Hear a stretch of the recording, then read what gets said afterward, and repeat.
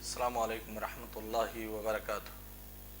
अल्हम्दुलिल्लाहि रब्बिल आलमीन वस्सलातु वस्सलामु अला नबिय्यिना व रसूलिना व हबीबिना व शफीइना मुहम्मद व अला आलिहि व सहबिहि अजमईन व मन तबिअहुम बि इहसानिन इला यौमिद्दीन, अम्मा बाद। बात चल रही थी सोर्सेज ऑफ इनकम में से एक मशरू और जायज़ सोर्स की, जिसको नाम दिया गया है वसीयत का। वसीयत की तारीफ़, वसीयत की मशरूइयत, वसीयत का हुक्म और वसीयत के अरकान पे हम गुफ्तगू इस वक्त कर रहे हैं। वसीयत के 4 अरकान का तज़किरा किया गया था। सबसे पहले सेगा, इस पे बात हो चुकी है। उसके बाद मूसी की जो शुरूत थे उन शुरूत का भी तज़किरा किया गया। और तीसरा रुकन था मूसा लहू, जिसके लिए वसीयत की जाए। इसका भी तज़किरा कल के दर्स में किया गया, जिसका खुलासा ये है, पहली शर्त लगाई जाती है कि मूसा लहू मौजूद बिलफ़िल हो या मौजूद बिलक़ुव्वा हो। अगर मादूम है तो ऐसी सूरत में मादूम के लिए इब्न रुज़ैन हम्बली का सिर्फ एक कौल है कि मादूम के लिए वसीयत दुरुस्त है। बाकी फ़ुक़हा किराम में से सारे लोग मुत्तफ़िक़ हैं कि मूसा लहू मौजूद बिलफ़िल हो या मौजूद बिलक़ुव्वा हो। दूसरी शर्त लगाई गई थी कि मूसा लहू तमल्लुक की सलाहियत रखता हो।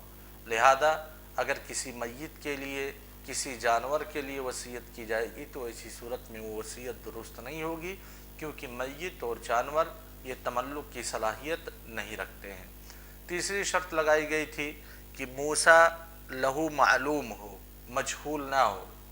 और यहाँ पे मसला आया था कि मालूम की 2 सूरतें हैं, एक तो मुअय्यन और एक गैर मुअय्यन। तो मुअय्यन के लिए जैसे वसीयत दुरुस्त है, वैसे गैर मुअय्यन के लिए भी वसीयत दुरुस्त है।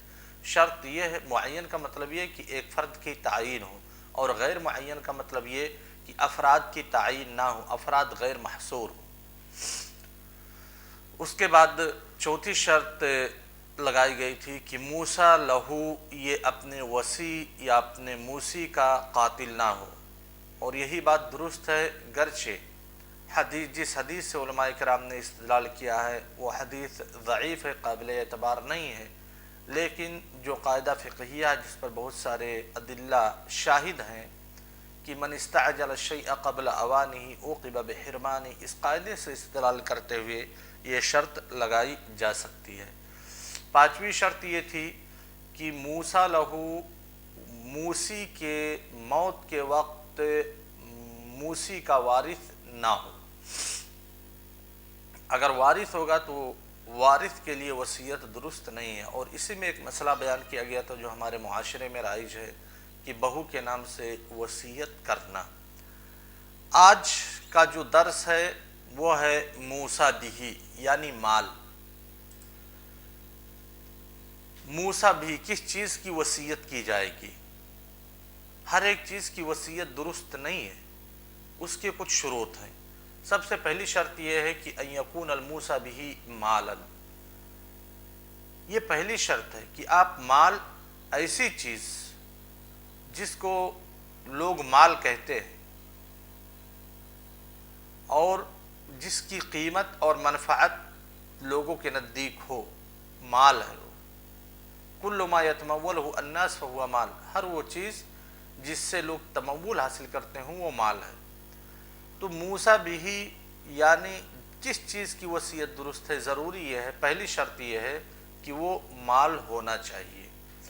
क्योंकि वसीयत ये तमलीक है और तमलीक गैर माल में नहीं हो सकता। तमलीक के लिए माल का होना ज़रूरी है।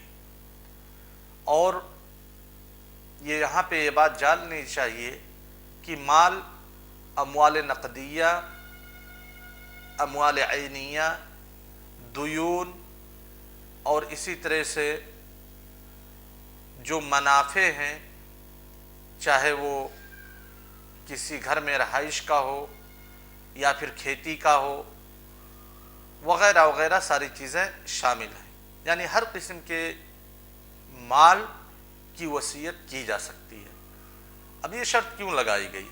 مثال کے طور پہ ایک انسان ہے، ہم ہیں اور آپ ہیں، میں وصیت کر دوں کہ میرا بیٹا، یعنی میرے کئی بچے ہیں، ان میں سے کسی بچے کے لیے وصیت کروں کہ میرا بیٹا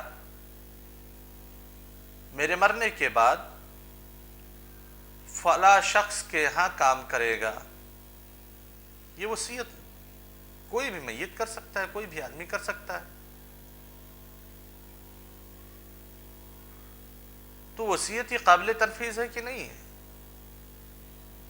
میں نے جس چیز کی وصیت کی ہے وہ مال نہیں ہے، ایک آزاد آدمی مال نہیں ہے۔ ایسے ہی جو وصیت کی جاتی ہے کہ میرا لڑکا فلاں لڑکی سے شادی کرے گا، یا میری بچی فلاں کے لڑکے سے شادی کرے گی، اس وصیت کی تنفیذ ضروری ہے؟ بالکل نہیں، کیونکہ وصیت کے لیے سب سے پہلی شرط یہ ہے کہ وہ مال ہو، اور لڑکی اور لڑکا دونوں مال نہیں ہیں۔ یہ بات سمجھنی چاہیے۔ دوسری شرط ہے ان یکون الموصی بہ متقوما فی العرف، فی عرف الشرعی، کہ جس مال کی آپ وصیت کر رہے ہیں وہ مال ذات قیمہ ہو، اس مال کی کوئی قیمت ہو، اور کس کی نظر میں قیمت ہو؟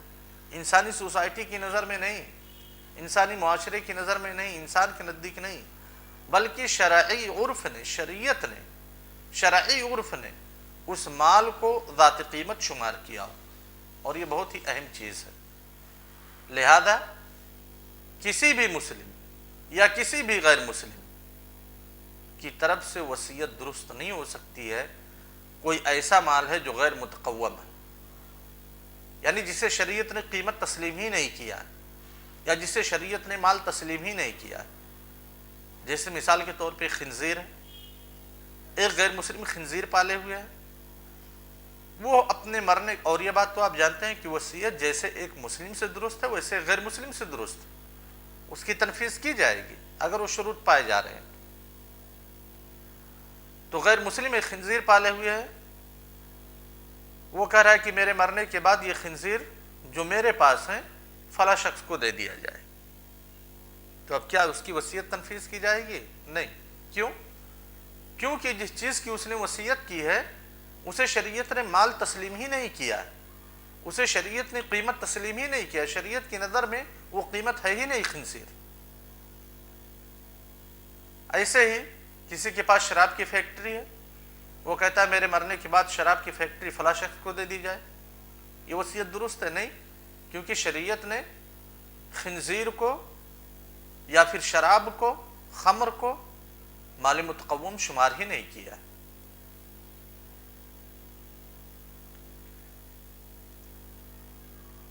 خلاصہ کلام سے ہی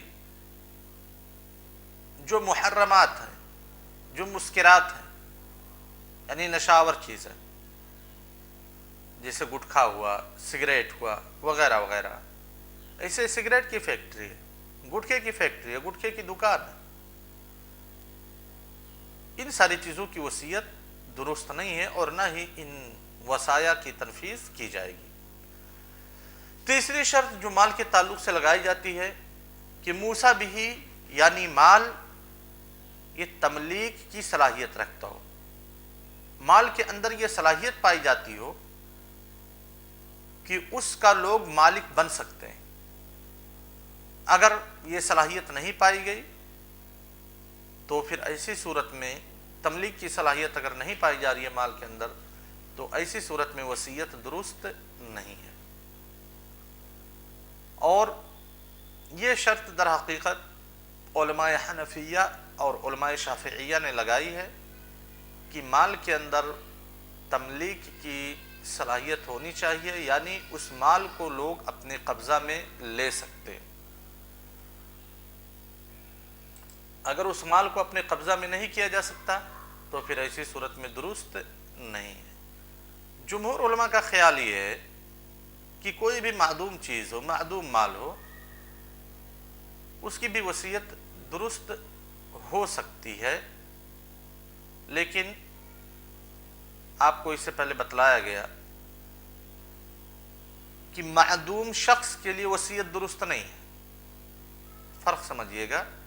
معدوم شخص موسیٰ لہو اگر معدوم ہے تو اس کے لیے وصیت درست نہیں ہے. لیکن اگر مال یہ ابھی موجود نہیں ہے، ابھی اس مال کے اندر وہ خاصیت نہیں پائی جا رہی ہے کہ کوئی اس کو اپنے انڈر میں لے لے گا اور اس کا مالک بن جائے گا، ایسی صورت میں علماء حنفیہ اور شافعیہ نے شرط لگائی ہے کہ یہ چیز ضروری ہے، جس مال کی وصیت کی جا رہی ہے اس کے اندر صلاحیت ہونی چاہیے کہ کوئی اس مال کا مالک ہو جائے گا.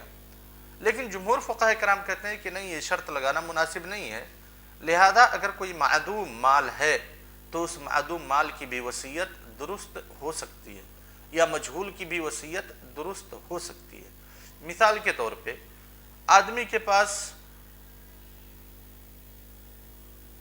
لیپ ٹاپ کا ایک بزنس، لیپ ٹاپ کی دکان کھولے ہوئے، وہ کہہ رہا ہے کہ میرے مرنے کے بعد ایک لیپ ٹاپ فلاں شخص کو دے دیا جائے.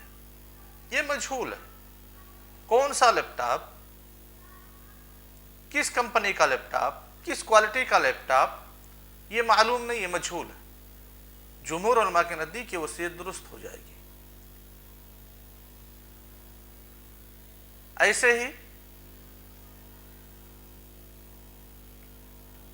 کسی آدمی نے وصیت کی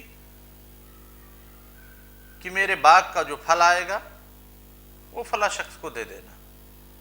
باغ کا جو پھل آئے گا، ابھی باغ میں کوئی پھل نہیں ہے، نہ ہی وہ موجود بالفعل ہے نہ موجود بالقوہ، اگلے سال آئے گا، ابھی اس کی کوئی علامت ظاہر نہیں ہے. میرے باغ میں جو پھل آئے گا وہ فلاں شخص کو دے دینا. یہ وصیت کر دیا. اب شافعیہ اور حنفیہ کے نزدیک یہ وصیت درست نہیں ہے، کیونکہ باغ میں پھل آئے گا، ابھی موجود نہیں ہے وہ مال، لہذا اس مال کا موسیٰ لہو مالک نہیں بن سکتا ہے. جمہور کے نزدیک درست ہے کیونکہ وہ لوگ یہ شرط نہیں لگاتے. چوتھی شرط یہ ہے کہ جس چیز کی وصیت کی جا رہی ہے ضروری ہے کہ وہ موصی کی ملکیت میں ہو.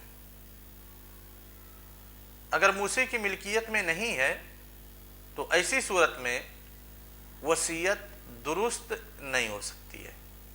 کسی دوسرے کی مال کی وصیت کر لے، پراپرٹی ہماری، ہم اسی کی وصیت کر سکتے ہیں. کسی دوسرے کے مال کی وصیت کر دیں تو ایسی صورت میں وہ وصیت درست نہیں ہے. پانچویں شرط یہ ہے کہ جس چیز کی وصیت کی جا رہی ہے وہ شرعی طور پہ نہ تو حرام ہو اور نہ ہی معصیت ہو.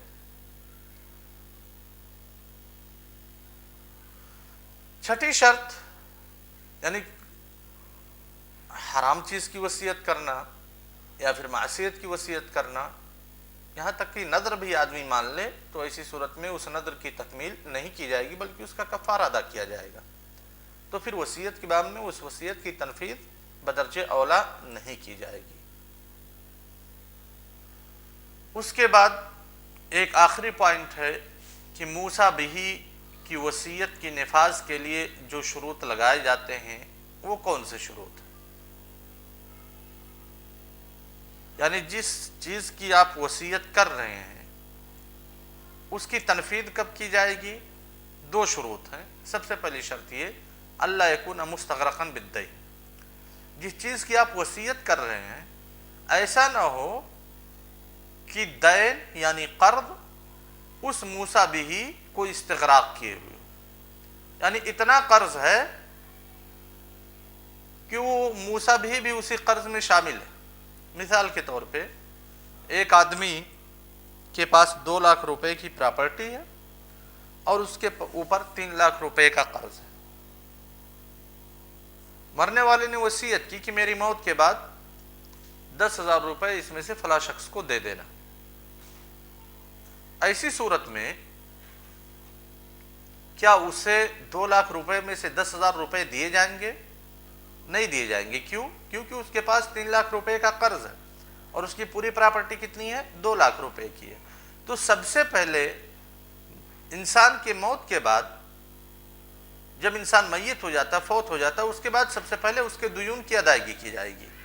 لہذا اگر اس کے پاس 2 لاکھ روپے ہیں تو 2 لاکھ روپے بطور دین دے دیے جائیں گے۔ اب کوئی چیز باقی نہیں بچی تو کس چیز کی وصیت کرے گا؟ اسی لیے سب سے پہلی شرط یہ ہے کہ دین یعنی قرض موسیٰ بہی، یعنی جس چیز کی وصیت کی جا رہی ہے اس کا استغراق نہ کیے ہوئے ہو۔ دوسری شرط یہ ہے کہ جو طریقہ میت نے چھوڑا ہے، جو ورثہ میت نے چھوڑا، جو مال میت نے چھوڑا ہے، یہ ثلث سے زیادہ نہ ہو، یعنی 33% سے زیادہ نہ ہو۔ اس کے بارے میں اقوال آپ پڑھ چکے ہیں۔ بعض لوگوں نے 25% کو زیادہ راجح قرار دیا ہے، بعض لوگوں نے 20% کو راجح قرار دیا ہے، بعض لوگوں نے ثلث کو یعنی 33% کو راجح قرار دیا، افضل قرار دیا ہے۔ لیکن ثلث سے زیادہ نہیں ہونا چاہیے، 33% سے زیادہ نہیں ہونا چاہیے وصیت۔ یعنی اگر ایک آدمی کے پاس 1 لاکھ روپے کی پراپرٹی ہے اور وہ کہے کہ 1 لاکھ روپے میں سے 50,000 روپے فلاں شخص کو میرے مرنے کے بعد دے دینا، تو کیا اس وصیت کی تنفیذ کی جائے گی؟ نہیں تنفیذ کی جائے گی۔ کیوں؟ کیونکہ 33% سے یہ زیادہ ہے۔ لیکن یہاں پہ ایک بات ملحوظ خاطر رہنی چاہیے کہ جو 33% سے زیادہ ہو رہا ہے، در حقیقت اس وصیت کی تنفیذ ورثہ کی اجازت کے اوپر موقوف ہے جمہور علماء کرام کے نزدیک۔ اگر میت کے وارثین اجازت دیتے ہیں کہ میرے والد نے یا میرے بھائی نے یا جس کا بھی انتقال ہوا ہے میرے موسی نے جتنے بھی مال کی وصیت کی ہے، چاہے وہ 50% ہو، 60% ہو، 40% ہو یا 70% یا 80%، ہم اجازت دیتے ہیں کہ اس کی وصیت کی تنفیذ کی جائے۔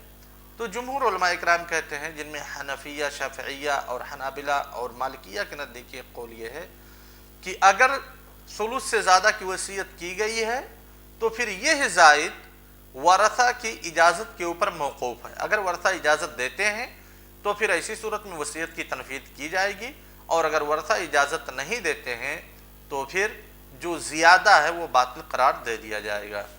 والسلام علیکم ورحمۃ اللہ وبرکاتہ۔